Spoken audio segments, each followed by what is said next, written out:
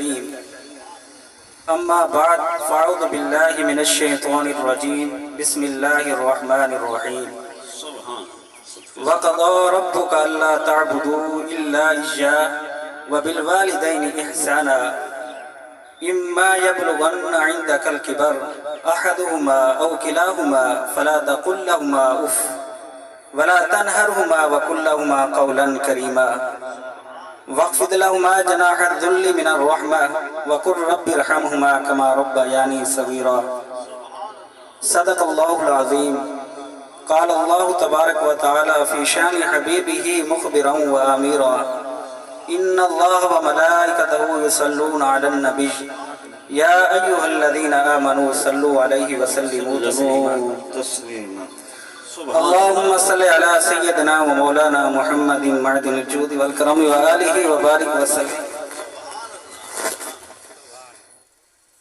گھول گھتا میں خیش قبیلہ گھول گھتا میں خیش قبیلہ ایک سونیاں تیڑڑے ناتوں قسم خدا دی مہی پیارا لگ دیں ساکو بابل ویر تے ماتوں عمر گزاراں وچ قدمہ تیرے ایک واری آکھیاں ہاتھوں غلام فریدہ میں دور نہ تھی ساں تیری زلف دی ٹھنڈی چھاتوں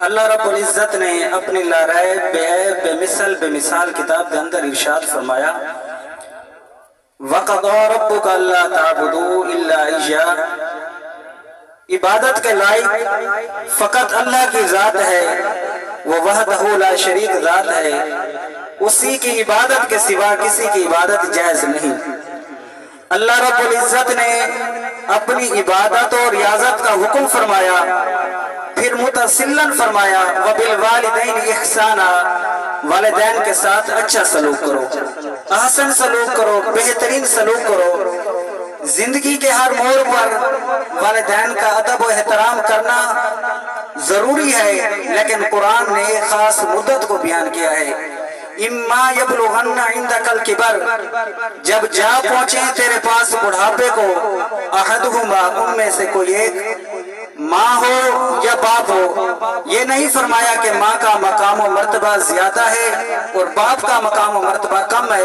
بلکہ ماں کا بھی مقام و مرتبہ ہے اور باپ کا بھی مقام و مرتبہ ہے او کلاہما یا دونوں فلا تقل لہما اف خبردار انہیں اف تک نہ کہو امام راضی رحمت اللہ تعالی علیہ نے اف کے 12 معامل بیان کیے ہیں ان میں سے ایک اگر کسی شفاف چیز پر غبار پڑ جائے اور اس غبار کو صاف نہ کیا جائے پھونک سے اڑایا جائے جو آواز پھونک سے آتی ہے اسے کہتے ہیں اف اتنا تک والدین کو کہنا جرم ہے گناہ ہے وَلَا تَنْهَرُمَا اور انہیں مت جھڑکو وَقُلْ لَهُمَا قَوْلًا كَرِيمًا اور ان کے ساتھ بات کرو تو اچھی بات کرو میٹھی بات کرو پیاری بات کرو ہر اس بات کا حکم ہے جس سے والدین کا دل خوش ہو جائے اور ہر اس بات سے منع کیا گیا ہے جس سے والدین کی دل آزاری ہو والدین ناراض ہوں وَاخْفِضْ لَهُمَا جَنَاحَ الذُّلِّ مِنَ الرَّحْمَةِ اور بچھا دے ان کے لیے نرمی کا پر من الرحمہ رحمت سے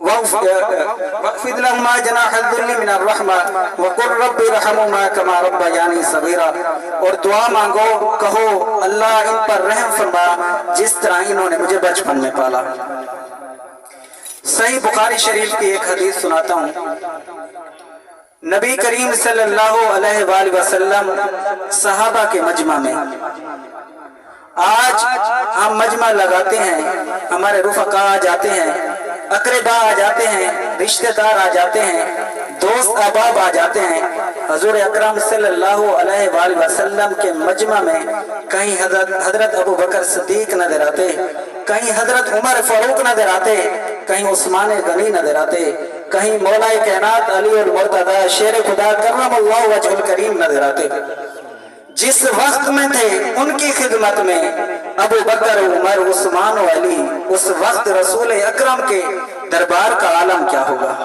نعرہ تکبیر نعرہ رسالت نعرہ خلافت نعرہ حیدری شان मुस्तफ़ा सुभान अल्लाह।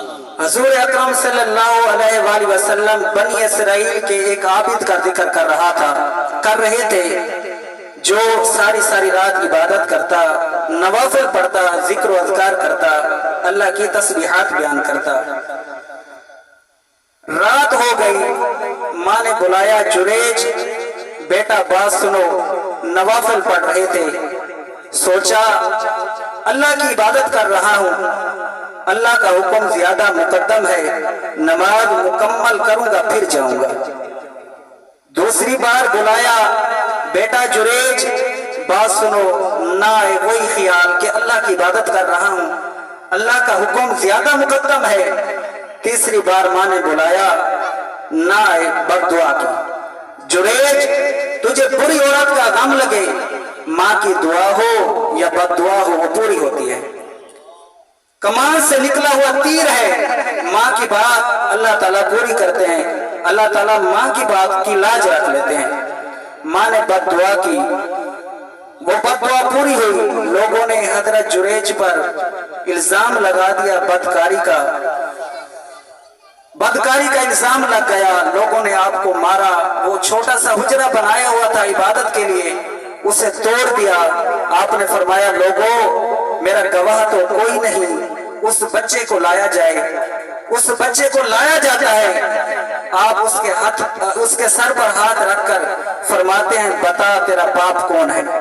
वो चंद दिन का बच्चा था, उसने कहा मेरा बाप चरवाहा है। जुरेज नहीं, मेरा बाप चरवाहा है। वैसे तो हजरत जुरेज माँ की खिदमत गुजार थे, लेकिन आने में देर हो गई, तखीर हो गई। अल्लाह की इबादत को ज्यादा मुकद्दम समझा, नफिल को ज्यादा अफजल समझा। सल्लल्लाहु अलैहि वसल्लम की बारगाह में हाजिर होकर कहने लगी, या रसूल अल्लाह, मैंने ईमान कबूल किया, मैं मुसलमान हुई, मेरा कोई सहारा नहीं है, मैं बेसहारा हूँ। आका करीम सल्लल्लाहु अलैहि वसल्लम ने उसे औरतों में भेज दिया और बच्चे को सुफा की दरसगाह में भेज दिया, जो मस्जिद नबवी के साथ थी। कुछ दिनों के बाद वो बच्चा बीमार हुआ, शदीद बीमार हुआ, वो फौत हो गया।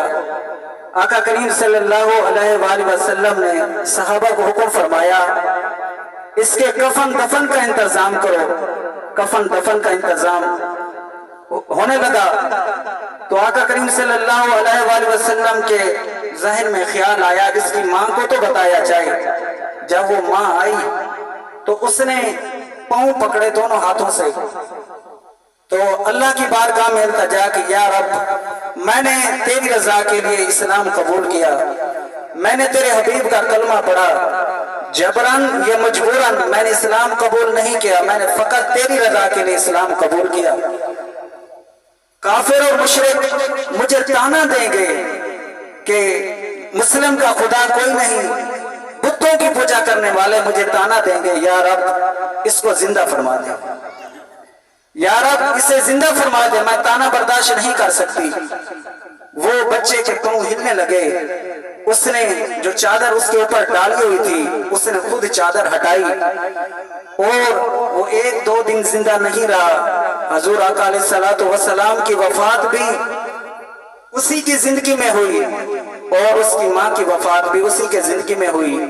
दोस्तों, वालिदैन का बहुत बड़ा मकाम है। अल्लाह और उसके रसूल के बाद सबसे बड़ा गुनाह कबीरा वो वालिदैन की नाफरमानी है। अल्लाह और उसके रसूल के बाद सबसे बड़ा गुनाह जो है वालिदैन की नाफरमानी है। हम लोग अपने वालिदैन का एहतराम नहीं करते, अदब नहीं करते। जब दुनिया से चले जाते हैं तो हमें उनकी कदर का पता चलता है। ये कितनी कीमती नेमतें थी, ये कितनी कीमती चीजें थी, हमें बाद में पता चलता है। हजरत बायजीद बस्तामी रहमतुल्लाह ताला अलैह वलायत की दुनिया या रसूल अल्लाह,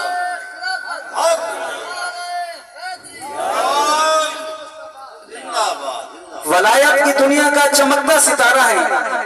माँ की बारगाह में हाथों को जोड़ दिया, अम्मी जान मुझसे 2 काम नहीं होते, मैं तेरे हकूक पूरे करूं या अल्लाह के हकूक पूरे करूं।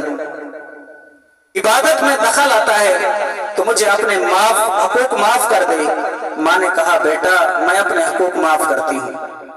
جنگلوں کی طرف روانہ ہو گئے۔